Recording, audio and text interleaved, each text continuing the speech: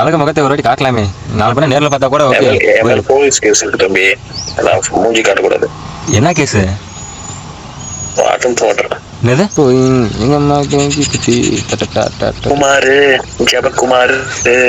ஜெபக்குமாரா? ஐயோ, அந்த அளவுக்கு எனக்கு இப்போதான் கொஞ்ச நாள் பஞ்சாயத்து போயிட்டு இருக்கு. நீ எந்த ஊர்ரா நீ? இந்த ஊருடா. ஓகே, மரியாதை குறைவாக பேசுறீங்க, நான் ஸ்கிப் பண்ணிட்டுமா? டேய், நான் வயசுல மூத்த வந்தவனை விட. இல்லை, அதுதான் வயசுல பெரியவங்களா இருந்தாலும் தம்பினா தம்பின்னு கூப்பிடணும். அண்ணனா நான் இப்படி சின்னவங்க எப்படி பெரியவங்க அண்ணன் கூப்பிட்றாங்களே, அது என்ன பெரியவங்களாம் ஒரு அட்வான்டேஜ். சின்ன பசங்க பார்த்தா டேங்கிறது. சரி தம்பி, எந்த ஊர் தம்பி நீ? முடிஞ்சு போச்சு, இதுதாங்க நான் எதிர்பார்க்குறேன், அவ்வளோதான். நான் வந்து தர்மபுரி. தர்மபுரியா? நான் ஏதோ நீ ஈரோடுன்னு நினச்சேன். ஈரோடு தெரியும், பக்கம் தான் போயிருக்கிறேன். தர்மபுரி. நீங்கள் எந்த ஊர்? யாருக்கு ஓட்டு போட்ட? விஜய்க்கு ஓட்டு போட்டியா, அன்புமணிக்கு ஓட்டு போட்டியா? இன்னொன்று விஷயம், ஓட்டு போட்டிங்களா? அந்த அந்த ஏங்க, நான் நிஜமாலுமே என்னோட கேரக்டர் அப்படி தாங்க, யார்கிட்டையுமே வாங்க போங்க மரியாதை பேசுவேன். அதே ரெஸ்பெக்ட் நான் அவங்ககிட்ட எதிர்பார்ப்பேன். இல்லை கரெக்டுங்க, இல்லைங்க, புரியுதுங்க. நீங்கள் எதுவும் தப்பாக எடுத்துக்காதீங்க. சரி, யாருக்கு ஓட்டு போட்டீங்க? நான் இப்படி ஒருத்தர் கை காட்டு வரல, அவருக்கு தாங்க போட்டேன். உங்க விஜயா? பாக்குறதுக்கு விஜய் மாதிரியே இருக்கீங்க நீங்க. எங்க இதெல்லாம் தவறான பேச்சுங்க. இதை பார்த்துட்டு மக்கள் வந்து என்ன வேலை பாக்குறீங்க நீங்க? எங்க வேலை பாக்குறீங்க? இல்லைங்க, நான் சிப்ஸ் கடையில் வேலை பார்க்குறேன். இப்போ கொஞ்ச நாளாக வேலை இல்லை, மாடு மேய்ச்சிட்டு உட்காந்துருக்கேன் இப்போ. அப்படிங்களா? சரி, சீக்கிரம் வேலைக்கு போங்க தம்பி. நம்ம வேலை இருந்தால் தான் ஆம்பளைங்களுக்கு மரியாதை. அது வேணா உண்மைதான். தண்டச்சோறு எவ்வளோ பேச்சு வாங்குறது? தண்டச்சோறுன்னு இல்லை தம்பி, கடைசியில வீட்டுல கூட நம்மள மதிக்க மாட்டாங்க, நண்பர்களும் மதிக்க மாட்டாங்க.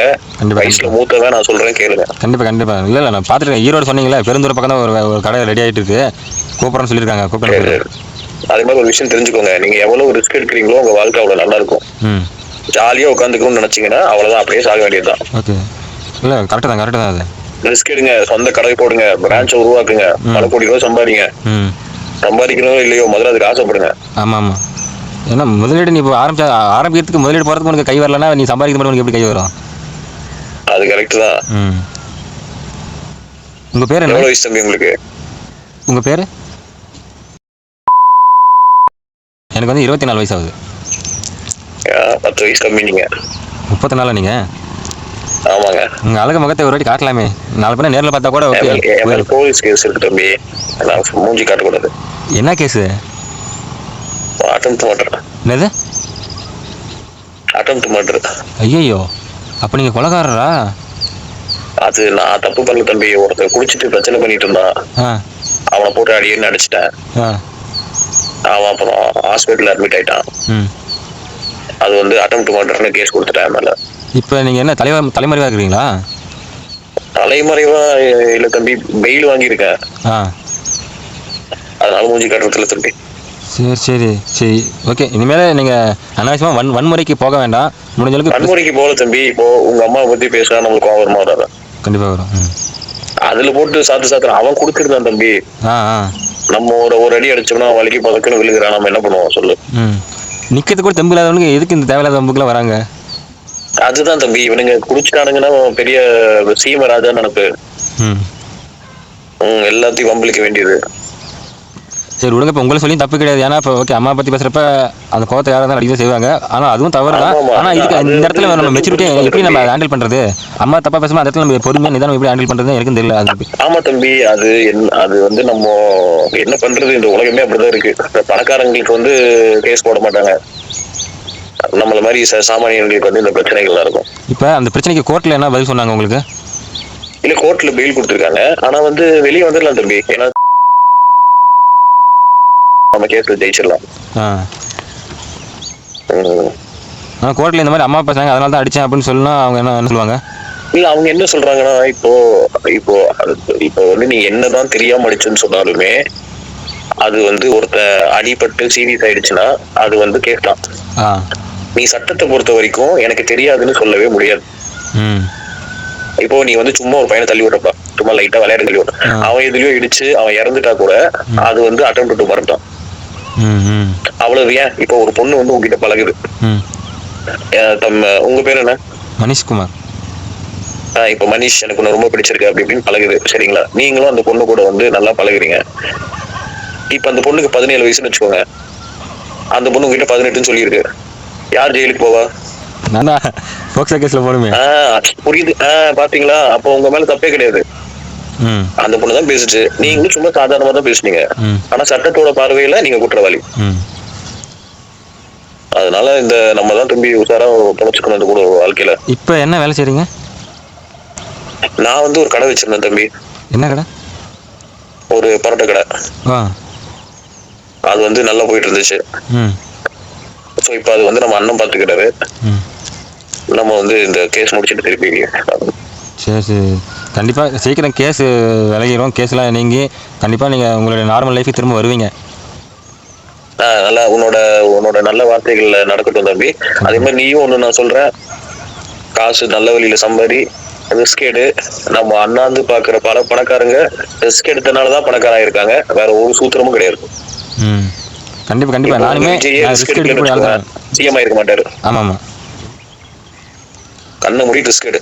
இல்லை நானுமே ரிஸ்க் எடுக்கக்கூடிய ஆள் தான். இப்போ எனக்கு நான் கடைசியாக போன கடையில் எனக்கு 14,000 சம்பளம், எனக்கு 10 அந்த சம்பளத்தையும் லேட்டாக கொடுக்குறாங்க, கரெக்டான டைம் கொடுக்குறது கிடையாது. அப்படிங்கிறப்ப எனக்கு அந்த வேலை வேணாம்னு சொல்லி இன்னொரு வேலை ரெடி பண்ணிட்டு தான் வெளியே வந்தேன். அப்போ வெளியே வந்ததுக்கப்புறம் இப்போ நான் இன்னொரு வேலை ரெடி ஆயிடுச்சுன்னு சொன்னல, அந்த ரெடியான ஆள் வந்து என் ஃப்ரெண்டு கூட படித்த பையன், அந்த மாதிரி கடை வச்சிருக்கேன்னு சொல்லி அவன் பேச்சு நம்பி நான் வெளியே வந்துடுறேன். அதுதான் நான் பண்ண தப்பு. வந்ததுக்கப்புறம் இல்லை மச்சான் வேலை இல்லை மச்சான் அப்படிங்கிறான். கடைசி நேரத்தில் இப்படி கை வச்சிட்டான். இந்த கவுண்டமணி செந்தில் கடை மாதிரி கப்பல்ல வேலை வாங்கி தரேன்னு சொல்லி அப்படிதான் மச்சான் நீ வா மச்சான் அங்கே என்னடா அவன் சம்பளம் தரான் 14,000, அதெல்லாம் என்னடா எல்லாம் என்ன சம்பளம், நீ வா அவனுக்கு 15,000 கொடுக்குற, அவனுக்கு என்ன வேலை தெரியாதா? ஒரு 2 மாதம் நானே உனக்கு சிப்ஸ் அடிக்கிறது, போட்டி ஐட்டம் போடுறது எல்லாம் நானே சொல்லி கொடுத்துறேன். அதுக்கப்புறம் உனக்கு நீ 2 மாதத்துக்கு அப்புறம் ஒரு 16, 17, 18 அப்படின்னு சொல்லி ஏற்றிக்கிட்டே போயிட்டே இருக்கிறேன். நீ வா மச்சான் நான் பார்த்துக்கிறேன், நீ வா மச்சான் அப்படின்னு தெளிவாக பேசினா. ஆசை வார்த்தைகள் சொல்லி ஆசை வார்த்தைகள் இந்த காதில் சொன்னான். நானும் சரி ஓகே பரவாயில்ல, நம்ம நண்பன் தானே, நம்பி போகலாமே அப்படின்ட்டு. நான் சொல்றது நல்ல மனசுல வாங்கிக்கோ. உன்னை பார்த்தா ரொம்ப வந்து நல்ல பையனா தெரியற, இலகின மனசுக்காரனா தெரியற, குடும்பத்துக்கு மேல பற்று இருக்கிற பையனா தெரியற, கொஞ்சம் சூதானமா இருக்கா தம்பி. ஏன்னா வயது 24 ஆகுது. நம்ம வாழ்க்கையில ரிஸ்க் எடுக்கணும்னா 25, 26 எடுத்தாதான் உண்டு. ஆமா, அதுக்கப்புறம் நம்மளுக்கு வயசாயிரும். அதுக்கப்புறம் நீ நினைச்சாலும் பண்ண முடியாது. ஆமாமா, ஒரு வயசு ஒரு லிமிட், இந்த ஏஜுக்குள்ளார தான் நீ எது சாதிக்கிறதா இருந்தாலும் அதுக்கு நீ விதை இங்கிருந்து ஆரம்பிச்சாதான் உண்டு. ஆமா ஆமா, அதனால என்னன்னா இப்போ உன்ன மாதிரி ஊரக பசங்களுக்கு, நம்ம மாதிரி பசங்களுக்கு என்ன பிரச்சனைனா, நம்ம அண்ணாந்து பார்த்து வாழ்றதுக்கான ஆட்களே இல்ல. நம்ம ஃப்ரெண்ட் ஒருத்தன் அவனும் சோம்பேறியா இருப்பான், இந்த சைடு திரும்ப இவனும் சோம்பேறியா இருப்பான். இதை பார்த்து நம்மளும் இப்படியே நம்மளை சுத்தி இருக்கிறதும் நம்மள மாதிரியே இருக்குங்க, உழைக்க முடியாது. நம்மளை சுத்தி இருக்கிறவங்களும் நம்மள மாதிரியே இருக்கிறாங்க, உருப்படாமே இருக்கிறாங்க. அதுதான் பிரச்சனை. அதை நீ மைண்ட்ல வச்சுக்கவே கூடாது. நாளைக்கு ஏன்னா உன் கல்யாணம் பொண்டாட்டி மதிக்கவே மதிக்காது, உன்னால கண்ட்ரோலே பண்ண முடியாது. நீ என்னதான் காதலி அந்த பொண்ணை நீ வந்து லைலா மஜ்னு மாதிரி இருந்தாலுமே, நான் வந்து ஒரு 10 வருஷம் இந்த உலகத்தை எக்ஸ்ட்ராவா வாழ்ந்தனால சொல்றேன், இங்க நீ பணம், ஆம்பளைக்கு பணம் முக்கியம். கண்டிப்பா கண்டிப்பா. ஆனா எனக்கு என்ன பிரச்சனைனா, எனக்கு என்ன பிரச்சனைனா, எனக்கு அந்த பணத்தோட சுயமரியாதை தான் எனக்கு என் மண்டையில் பெருசா தெரியுது. சுயமரியாதை கோடி ரூபாய் கொடுத்தாலும் சுயமரியாதைக்காக விட்டு வர மாட்டேன். வந்து நான் பண வெறி பிடிச்சி தெரிய சொல்லல. உனக்கு சுயமரியாதை வேணும்னாலும் ஒரு ஆம்பளையா நீ பணத்தை வந்து சம்பாதிக்க தெரியணும். ஆனானப்பட்ட கடவுளையே சீக்கிரம் பாக்குறதுக்கு 200 ரூபாய் டிக்கெட் கேக்குறாங்க. நம்ம என்னது சொல்லு. ஓகே, இது ஒரு யூடியூப் சேனல், இது உங்களுக்கு அப்லோட் பண்ண பிரச்சனையா? ஆமா இல்லடா, பிரச்சனை தானடா, கேஸ் போயிட்டு இருக்குல்ல. இப்போ நீங்க என்ன ஊருன்னு சொல்லல, ஏதோ கடையில் வேலை செய்யற சொன்னேன். ஈரோடுன்னு. புரியல? ஈரோடுன்னு சொன்னேனே. ஓ அப்படியா, சரி ஓகே. நான் ஊர் பேரு உங்க கேஸ் பிரச்சனையெல்லாம் கட் பண்ணிடுறேன். இந்த மோட்டிவேஷன் ஸ்பீச் மட்டும் போட்டுக்கிறேன் நான். டேய், அதாவது இத நீ போடலாம், மூஞ்சி நீ இது ஃபுல்லா கூட போடலாம், பிரச்சனை கிடையாது.